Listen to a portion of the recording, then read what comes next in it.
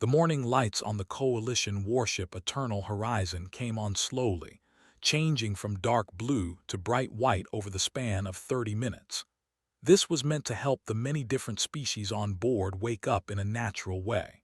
But for the cadets in Training Bay 7, there was nothing natural about this day. Danny Cole stood at attention with 40 other cadets, his back straight and his eyes looking forward. He was 23 years old, with short brown hair and a face that still showed the last traces of youth. His uniform was clean and pressed, the blue and silver colors of the Galactic Coalition Academy fitting him well. On his chest was a small patch showing Earth, the planet that many on this ship still considered too young, too primitive, and too weak to be part of the greater galaxy. Humanity had joined the Galactic Coalition only 4 years ago, after first contact had changed everything anyone on Earth had ever believed about their place in the universe. The transition had not been easy. Humans learned that they were not alone, that hundreds of intelligent species had been traveling among the stars for thousands of years, and that Earth was considered a backwater planet of little importance. But humans had also learned something else. They learned that the galaxy was not a peaceful place. Wars happened often. Species fought for resources, territory, and power. The coalition existed to maintain some order, but it was an order built on strength, not kindness. To survive in this new reality, humanity needed to prove itself. And so the best and young humans had been sent to the Coalition Academy to train alongside aliens and show the galaxy that Earth deserved respect. Danny Cole was one of those young humans.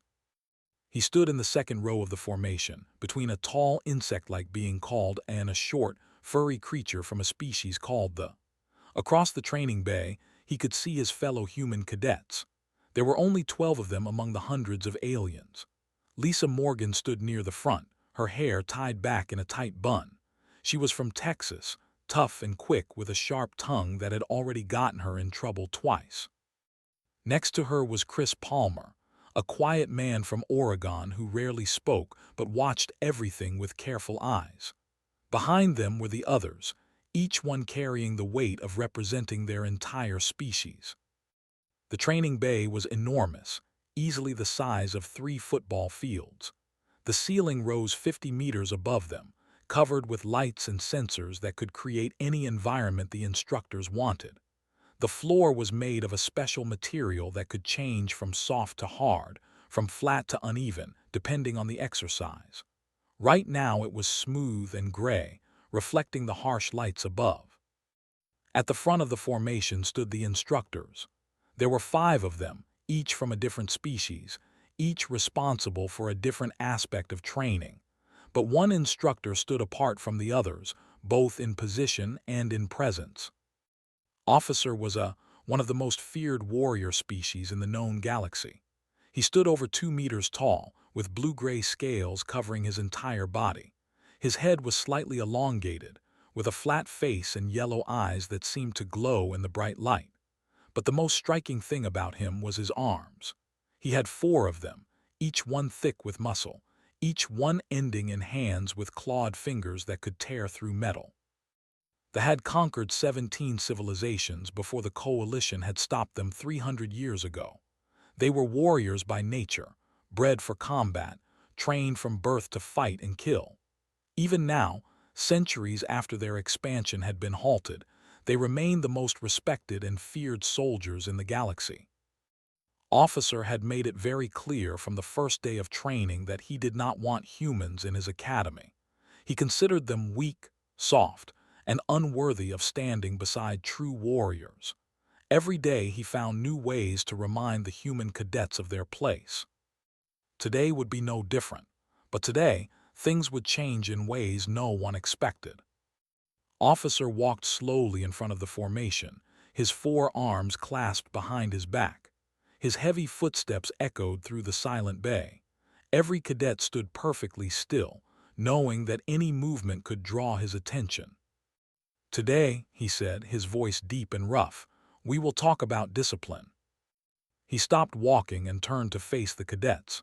His yellow eyes moved across the formation, studying each face, looking for weakness. Discipline is the foundation of any military force. Without it, soldiers are nothing but animals. They panic, they run, they die, and they get others killed with them. He began walking again, his steps slow and deliberate. Some species understand discipline naturally. Though, for example, we are born knowing our place in the order of things. We do not question our superiors. We do not hesitate when given orders. We obey because we understand that the chain of command exists for a reason. He paused near the human section of the formation, his eyes narrowing. Other species must be taught. They come from worlds where weakness is accepted, where failure is forgiven, where every individual thinks their opinion matters more than the structure that keeps them alive. Danny felt the officer's gaze pass over him. He kept his expression blank, his body still. He had learned in the past weeks that showing any reaction only made things worse. Officer stopped directly in front of Lisa Morgan. The young woman stood her ground, her eyes fixed on a point somewhere beyond the officer's shoulder. Cadet Morgan said, his voice carrying a hint of amusement. "Tell me about human military history." Lisa kept her voice steady. "Human military history spans thousands of years, sir. We have developed complex strategies and tactics through continuous warfare and adaptation." "Continuous warfare," repeated, making the word sound like an insult. "Yes, that is one way to describe it. Another way would be to say that humans have spent their entire existence killing each other over patches of dirt on a single planet." A few alien cadets made sounds that might have been laughter. The humans remained silent. "You see," continued, addressing the entire formation now, "this is the problem with allowing primitive species into the coalition military. They bring their chaos with them, their inability to unite, their pathetic tribal instincts." He walked away from Lisa, moving toward the center of the formation. His eyes scanned the rows until they settled on Danny Cole. "You humans step forward."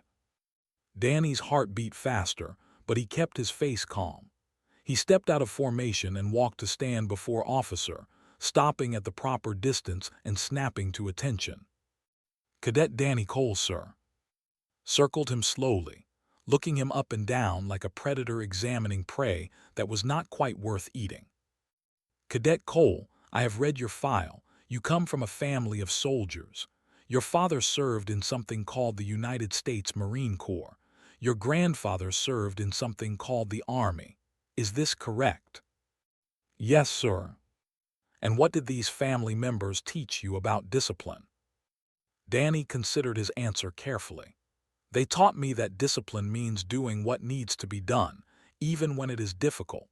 It means following orders in the field but thinking for yourself when necessary. It means being strong enough to endure hardship and smart enough to know when to fight and when to wait." Made a sound that was somewhere between a laugh and a growl. "Think for yourself when necessary," he repeated. "This is exactly the problem with human thinking. You believe that individual judgment matters. You believe that a soldier has the right to question orders. This is not discipline. This is chaos wearing a uniform." He leaned closer to Danny, his face only inches away. Danny could smell something metallic and strange, the natural scent of biology. True discipline means complete obedience. It means accepting that your superiors know better than you. It means understanding that you are nothing but a tool to be used as your commanders see fit. Danny said nothing. There was nothing safe to say. Straightened up and addressed the formation again. "This is why humans will never be true warriors. They are too attached to their individual selves. They cannot submit to authority because they believe they are special. Every single one of them thinks they are important." He turned back to Danny. "I am going to teach you a lesson, Cadet Cole. A lesson about what discipline really means. A lesson about your place in the order of things." Without warning, Officer struck Danny across the face. The blow came from one of his upper arms, a backhanded strike with enough force behind it to send Danny stumbling sideways. Pain exploded across his cheek and jaw. He tasted blood where his teeth had cut into the inside of his mouth. His vision blurred for a moment, stars dancing across his sight. But he did not fall. He caught himself, straightened, and returned to attention. The training bay was completely silent. Every cadet watched with wide eyes. The other instructors stood motionless, their expressions unreadable. Near the back of the formation, Lieutenant Sam Bradley, the human liaison officer, watched with a face that showed nothing at all. Officer smiled, showing rows of pointed teeth.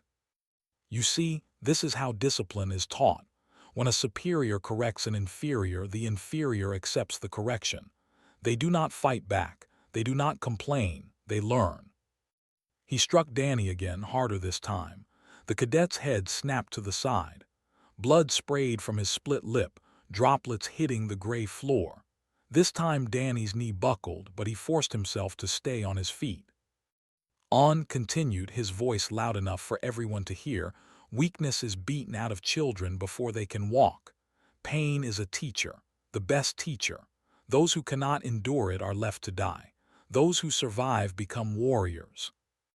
A third blow drove Danny to one knee. His vision swam. The taste of blood filled his mouth. His face felt like it was on fire, and he could feel his left eye starting to swell shut. Stay down, commanded. Accept your place. Show everyone here what human discipline looks like. Danny stayed on one knee, his hands pressed against the floor. His breath came in ragged gasps. Every instinct in his body screamed at him to collapse, to give up, to let the pain take over. But beneath the pain, something else was building. Something that his father had warned him about. Something that his grandfather had told him was both a gift and a curse. The Cole family temper. Danny's great-great-grandfather had been a farmer in Oklahoma during the Dust Bowl. When the banks came to take his land, he had fought them off with a shotgun and held his property through sheer stubbornness. His great-grandfather had landed on the beaches of Normandy and kept fighting even after taking 2 bullets. His grandfather had survived 3 tours in Vietnam. His father had served in conflicts that were still classified. Every generation of Cole men had learned the same lesson. You could push them down, but they would always get back up. And when they got back up, they came up swinging. Danny had tried to control this part of himself. At the academy, he had swallowed his pride again and again. He had endured the insults, the extra duties, the constant humiliation. He had told himself that it was worth it, that humanity needed him to succeed, that he could not afford to let his temper ruin everything. But there was a limit. Every person had a limit. An officer had just found his. Danny raised his head slowly, looking up at the officer through his one good eye. Blood dripped from his chin onto the floor. His face was a mess of bruises and cuts, but his gaze was steady, and there was something in it that made pause. "Is that all?" Danny asked, his voice quiet but clear. Blinked, surprised by the question. "What did you say?" "I asked if that was all. My grandfather hit harder than that, and he was 70 years old." A murmur went through the formation. No one had ever spoken back to officer. No one had ever dared. The yellow eyes narrowed. His 4 hands clenched into fists. "You dare to mock me, you, a worthless human worm." Danny rose to his feet slowly. It hurt. Everything hurt. But he stood anyway because that was what Cole men did. "I am not mocking you, sir. I am stating a fact. You hit me 3 times. I am still standing. Perhaps discipline is not as effective as you believe." The silence in the training bay was absolute. No one moved. No one breathed. Even the other instructors seemed frozen in place. Officer stared at Danny for a long moment. Then his face twisted into something ugly, a mixture of rage and wounded pride. "You want to see effective?" he growled. "I will show you effective." He drew back one of his upper arms, claws extended, preparing a blow that would do more than bruise. A blow that could kill. Danny watched the arm come back. He saw the angle, the trajectory, the opening that the officer's rage had created, and he made a decision. His grandfather had taught him many things: how to work the land, how to fix a truck, how to shoot straight, but he had also taught him how to fight, real fighting, not the sport kind, fighting for survival. "Never throw the first punch," his grandfather had said, sitting on the porch of their Montana ranch, watching the sun set over the mountains. "Let them come at you first. Let them think they have already won. And then when you hit back, hit so hard they never want to fight you again." Officer swung. But Danny was no longer there. He had spent the past 6 weeks studying combat during his limited free time. He had read everything he could find in the Academy database about their physiology, their fighting styles, their strengths and weaknesses. He knew that they were strong, but he also knew that they relied too much on that strength. They were not used to opponents who could move faster than they expected. Danny ducked under the swinging arm and stepped inside the officer's reach. Had excellent forward vision but poor peripheral sight due to the placement of their eyes. Up close, Danny was almost invisible to him. And Danny knew exactly where to hit. There was a cluster of nerve endings just behind the jaw, connected to their inner ear and balance system. A direct blow to this spot would overload their vestibular system, causing immediate disorientation and loss of consciousness. The Academy database had listed this as a weakness that armor was designed to protect, but Officer was not wearing armor. Danny drove his fist into the spot with every ounce of strength he had. The impact was solid and true. He felt the connection through his entire arm, the shock traveling from his knuckles to his shoulder. Years of training, years of preparation, years of learning how to deliver a perfect punch, all focused into this single moment. Officer's yellow eyes went wide, then they rolled back in his head. His 4 arms dropped to his sides, his legs buckled. And then, like a great tree cut down by a single stroke, the mighty warrior collapsed to the floor of the training bay. The sound of his body hitting the ground echoed through the enormous space. Danny stood over him, breathing hard, his fist still raised. Blood dripped from his face onto the unconscious officer. His knuckles were bruised and scraped. His whole body was shaking with adrenaline and pain. But he was standing, and Officer was not. For a long moment, no one moved. The cadets stared in disbelief. The instructors seemed unable to process what they had just witnessed. Even Lieutenant Bradley, who had seen many things in his long career, looked surprised. Then Danny straightened his uniform with trembling hands. He wiped some of the blood from his face, and he turned to address the formation. "That," he said, his voice rough but steady, "is human discipline."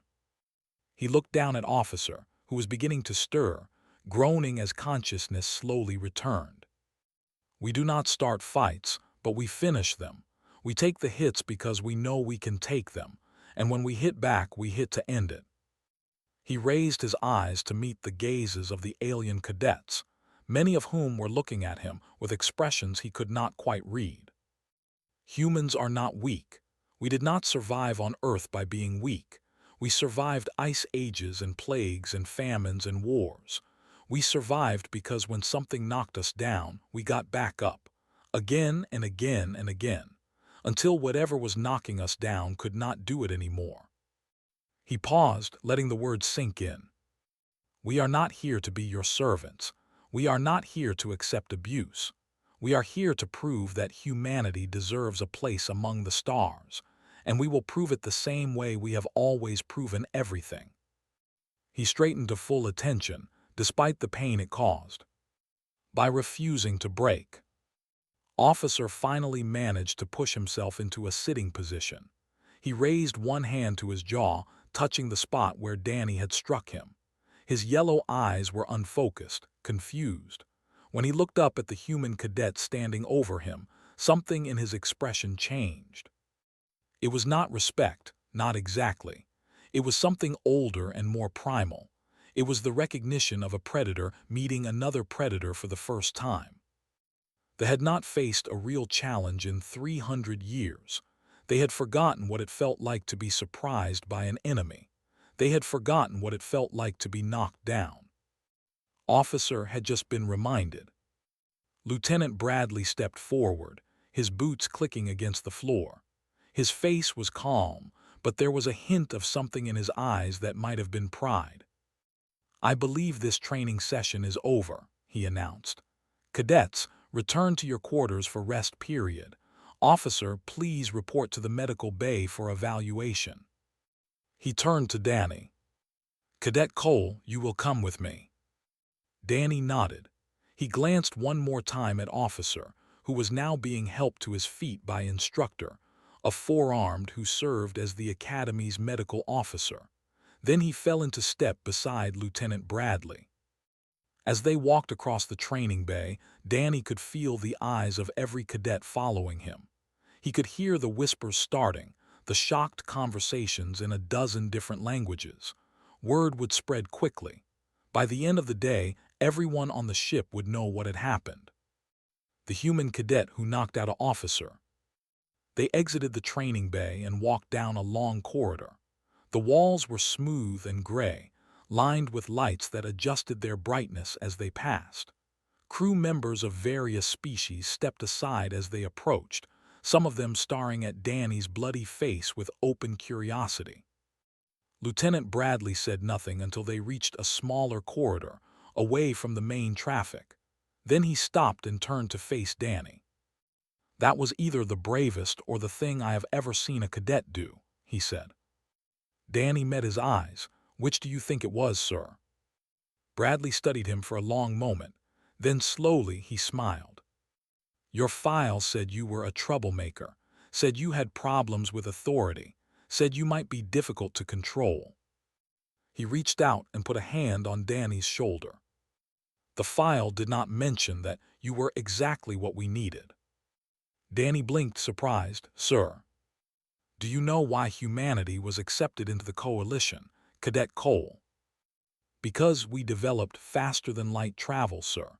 That is the standard requirement for membership." Bradley shook his head. "That is the official reason. The real reason is that the coalition is afraid of us." Danny stared at him. "Afraid of humans."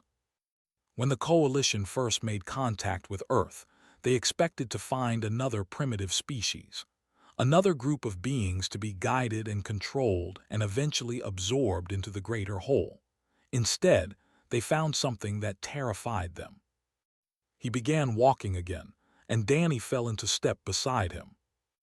They found a species that had never stopped fighting, a species that had developed nuclear weapons and had actually used them, a species that had been to the moon with nothing but primitive chemical rockets and sheer stubbornness, a species that looked at every obstacle and said, "We can beat that." They turned a corner, entering a section of the ship that Danny had never seen before. The corridors here were wider, the lights brighter. Officers of various species walked past, giving them curious looks. "The coalition has existed for 10,000 years, Bradley continued. "In that time, they have absorbed or conquered hundreds of species. And do you know what all those species had in common?" "No, sir." "They all accepted their place eventually. They all submitted to the natural order of things. They all decided that peace and comfort were more important than freedom and pride." He stopped in front of a door marked with symbols Danny did not recognize. "Humans are different. We do not submit. We do not accept our place. We do not stop fighting, even when we should, even when logic says we should, even when every rational calculation says we cannot win." The door slid open, revealing a small office. Bradley gestured for Danny to enter. The coalition accepted humanity because they were afraid of what would happen if they did not. They were afraid that if they tried to conquer Earth, they would win the battle but lose the war, because humans would never stop fighting, never stop resisting, never stop causing problems. Danny stepped into the office. It was small and neat, with a desk, 2 chairs, and a window that looked out at the stars. Sit down, Bradley said, taking his place behind the desk. We have much to discuss. Danny sat, wincing as his bruised body protested the movement. His face was still bleeding, and his left eye was now completely swollen shut. But he ignored the pain. He had learned long ago that pain was just information, telling him that he was still alive. Bradley leaned back in his chair and studied the young cadet before him. What you did today will have consequences, he said. Officer has powerful friends among the delegation. They will demand punishment. They will call for your expulsion, possibly even your imprisonment. Danny nodded. He had expected as much. I understand, sir. Do you? Do you understand that your actions today could affect every human in the coalition? That if they succeed in punishing you, it will send a message that humans can be beaten into submission. Yes, sir. I understood that when I threw the punch. Bradley raised an eyebrow. And you did it anyway. Yes, sir, because the alternative was worse. Explain. Danny took a deep breath, gathering his thoughts. If I had stayed down, if I had accepted the beating without fighting back, that would have sent a message too. It would have told everyone that humans are exactly what Officer said we are: weak, soft, ready to accept abuse from our betters. He leaned forward, his one good eye intense. But that is not what humans are. We are not perfect. We make mistakes. We fight among ourselves, but we do not bow to bullies. We do not let others beat us into submission. And I was not going to let Officer make humanity look like cowards in front of the entire academy. Bradley nodded slowly. And the consequences, you were prepared to accept them. I am prepared to accept them. Whatever happens to me, it was worth it. Because now every cadet on this ship knows that humans will fight back. They know that we are not easy targets, and that knowledge will protect every human who comes after me. For a long moment, Bradley said nothing. Then he reached into his desk and pulled out a first aid kit. Clean yourself up, he said, sliding the kit across the desk. And then listen carefully, because I am going to tell you what happens next. Danny opened the kit and began treating his wounds. The antiseptic stung, but he did not flinch. He had experienced worse. First, Bradley said, there will be an investigation. Coalition regulations require one whenever a physical altercation occurs between a cadet and an officer. You will be questioned extensively. You will tell the truth, exactly as it happened. Do not exaggerate and do not minimize. Just tell them what Officer did and what you did in response. Danny nodded, dabbing at the cut on his lip. Second, there will be a hearing. The delegation will push for maximum punishment. They will argue that you attacked a superior officer without provocation. They will conveniently forget that struck you first, or they will claim that it was legitimate discipline. And what will we argue, sir? Bradley smiled. We will argue that coalition regulations permit any soldier to defend themselves against assault, regardless of rank. We will present video evidence of striking an unarmed cadet who posed no threat. We will point out that his actions violated 3 different sections of the Academy Code of Conduct. He leaned forward, his expression serious. And we will win, because we have the truth on our side, and because the coalition cannot afford to rule against us. Danny frowned, confused. Cannot afford to, sir. The coalition needs humanity, Cadet Cole. They need our numbers, our creativity, our willingness to do what other species will not. If they rule against you, if they expel or imprison the human cadet who defended himself against a bully, they will send a message to every human in the coalition. A message that humans are second-class citizens who can be abused without consequence. He shook his head. And if that message gets back to Earth, if the people there believe that the coalition does not treat humans fairly, do you know what will happen? Danny thought about it.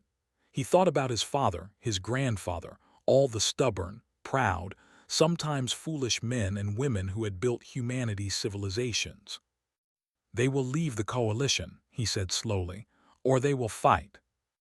Exactly, and the coalition cannot afford either option, so they will find a way to rule in your favor. They will punish in some way, probably a reassignment to a less prestigious posting, and they will quietly spread the word that humans are not to be treated as lesser beings. Danny finished treating his wounds and closed the first aid kit. His face still looked terrible, but at least the bleeding had stopped. "There is something else," Bradley said, "something you should know." "Sorry." "What you did today was not just self-defense. It was a message that will spread far beyond this ship, beyond this academy. By tomorrow, every species in the coalition will know that a human cadet knocked out an officer with a single punch." He paused, letting the words sink in. That story will grow, it will become legend, and it will change how every being in the galaxy sees humanity. Danny was not sure what to say. He had not been thinking about legends when he threw that punch. He had been thinking about his grandfather, about his father, about everyone who had ever told him to stand up for himself and his people. "I did not do it for glory, sir." "I know. That is why it matters. Glory seekers are common. People who do the right thing without expecting reward are rare." Bradley stood up from his desk and walked to the window. The stars stretched out before them, countless points of light representing countless worlds and countless species. "I have been the human liaison to the Coalition Academy for 12 years, he said. "In that time, I have watched hundreds of human cadets come through these halls. Most of them kept their heads down. Most of them accepted the abuse because they believed it was necessary. Most of them graduated and went on to serve in minor positions where they could not cause trouble." He turned back to face Danny. "But every now and then, someone comes along who refuses to accept the abuse. Someone who stands up and reminds the galaxy what humans are capable of. Someone who changes things." He walked back to his desk and picked up a small data pad. "Your grandfather was one of those people. Did you know that?" Danny blinked. "My grandfather, sir." "William Cole. Served in the first human-alien joint operation during the campaign. I was a young officer then, barely older than you are now. I watched him do something very similar to what you did today." Danny stared at him. "I did not know that, sir." "It is not in the official records. Officially, a commander fell down a flight of stairs. Unofficially, your grandfather knocked him unconscious after the suggested that humans should be used as cannon fodder." Despite everything, Danny smiled. It hurt his face, but he smiled anyway. "That sounds like Grandpa. Your grandfather taught me something that day. He taught me that respect cannot be given. It can only be taken. The galaxy will never respect humanity because we ask nicely. They will respect us because we earn it, because we demand it, because we are willing to fight for it." He set down the data pad and looked Danny straight in the eye. "You took a piece of that respect today, Cadet Cole. You took it with your fists and your courage and your refusal to stay down, and I am proud of you." Danny did not know what to say. He had expected anger, disappointment, maybe even punishment. He had not expected this. "Thank you, sir," he finally managed. Bradley nodded. "Now go back to your quarters and rest. The investigation will begin tomorrow, and you will need your strength. The next few weeks will not be easy." Danny stood, saluting despite the pain it caused. "One more thing," Bradley said as Danny turned to leave. "Sorry." "Your fellow human cadets will want to know what happened. They will want to know if you are in trouble, if they should be worried. Tell them the truth. Tell them what I told you. And tell them that today, humanity took a step toward earning its place in the galaxy." Danny nodded. "Yes, sir." He left the office and walked back toward the cadet quarters. His body ached with every step. His face throbbed with pain, but there was something else beneath the pain. Pride. He had done something today, something that mattered. He had stood up when others would have stayed down. He had fought back when others would have submitted. He had shown the galaxy that humans were not weak, not soft, not easy targets. And maybe, just maybe, he had made things a little bit better for every human who would come after him. The corridors were busy now, filled with cadets heading to their next activities. Many of them stopped to stare at Danny as he passed. Word had spread quickly. The human with the bloody face, the one who had knocked out Officer. Some of the looks were hostile, especially from the and their allies, but others were different, curious, impressed, maybe even respectful. Danny kept walking, his head held high. He had nothing to be ashamed of. He reached the human quarters and stepped inside. The common room was full. All 11 of his fellow human cadets were there, waiting for him. Their faces showed a mixture of worry and excitement. Lisa Morgan was the first to speak. "Is it true? Did you really knock out Officer?" Danny nodded. "It is true." "Holy cow," Chris Palmer said, breaking his usual silence. "How are you still alive?" "It was not easy," Danny admitted. He walked to the nearest chair and sat down heavily, his bruised body grateful for the rest. The others gathered around him, eager to hear the story. Danny told them everything, from the moment had called him forward to the moment he had been escorted away by Lieutenant Bradley. He told them about the investigation that would come, about the hearing, about what Bradley had said. When he finished, the room was quiet. Then Lisa Morgan stood up, walked over to Danny, and held out her hand. "Thank you," she said, "for what you did for all of us." Danny shook her hand, wincing at the pressure on his bruised knuckles. "I did not plan it," he said. "It just happened." "Sometimes the best things are not planned," Chris Palmer said. "Sometimes you just have to trust your instincts." The others nodded in agreement. One by one, they came forward to shake Danny's hand or pat him on the shoulder, careful to avoid his injuries. It was a simple gesture, but it meant everything. They were humans far from home, surrounded by aliens who did not understand them and did not want them here. But they were also together, and together they could face anything. Danny looked at his fellow cadets, at the determination in their eyes, and he knew that whatever came next, they would face it the same way they had faced everything else. By refusing to break. The next few weeks were exactly as difficult as Lieutenant Bradley had predicted. The investigation was thorough and exhausting. Danny was questioned for hours, asked to repeat his story again and again, forced to justify every action he had taken. The delegation pushed hard for punishment. They called Danny a dangerous animal, a threat to order, a symbol of everything wrong with allowing primitive species into the coalition. They demanded his expulsion, his imprisonment, his execution. But they did not get what they wanted. The video evidence was clear. Officer had struck first. He had struck an unarmed cadet who had done nothing wrong. He had intended to seriously injure or kill that cadet with his final blow. Danny's response had been proportional and justified under coalition self-defense regulations.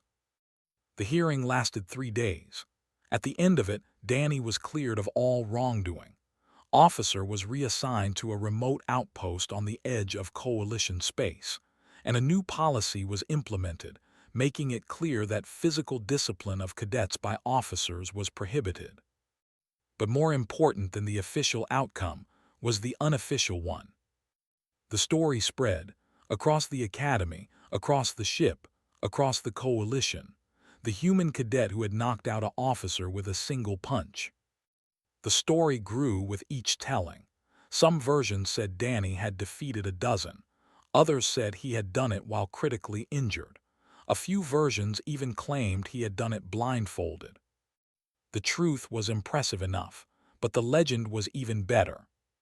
And everywhere the story went, it carried the same message. Humans were not weak. Humans were not soft. Humans were not easy targets. Humans fought back. 3 months later, Danny stood on the bridge of the training vessel Stellar Hope, watching the stars streak past as they traveled through hyperspace. His face had healed completely, though a small scar remained on his lip. His uniform bore new insignia now, the mark of a squad leader. Around him, his team worked at their stations. Lisa Morgan at Tactical, her quick mind tracking a dozen potential threats. Chris Palmer at Navigation, his quiet competence guiding them safely through the void. And 4 other cadets, 2 humans and 2 aliens who had specifically requested assignment to Danny's squad. The aliens were a surprise. One was a small furry being with large eyes and a surprisingly fierce spirit. The other was an insect-like creature who had approached Danny after the hearing and simply said, "I want to learn from someone who fights." They were a good team. They worked well together. They trusted each other. And they were earning a reputation throughout the academy as a squad that got things done. Danny looked out at the stars and thought about everything that had happened since that day in the training bay. The investigation, the hearing, the spreading legend, the slow but steady change in how other species treated the human cadets. Things were not perfect. Some beings still looked at humans with contempt. Some still called them primitive and weak, but there were fewer of those every day.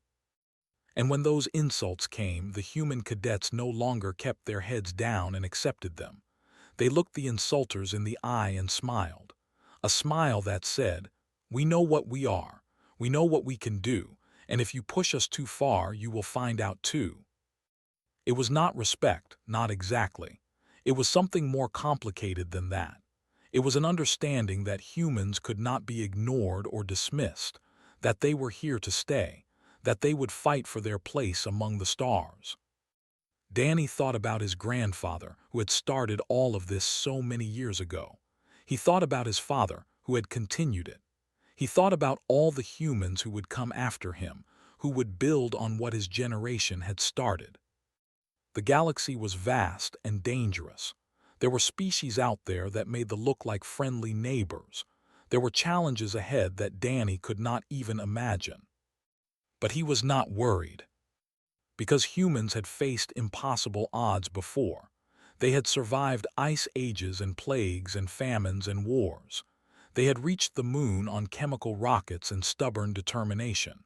They had looked at every obstacle and said, "We can beat that." And they always had. Danny smiled at the stars and felt the ship humming around him. His crew was at their stations. His mission was clear. His path led forward into the unknown. Whatever came next, he was ready. Because he was human. And humans never stopped fighting.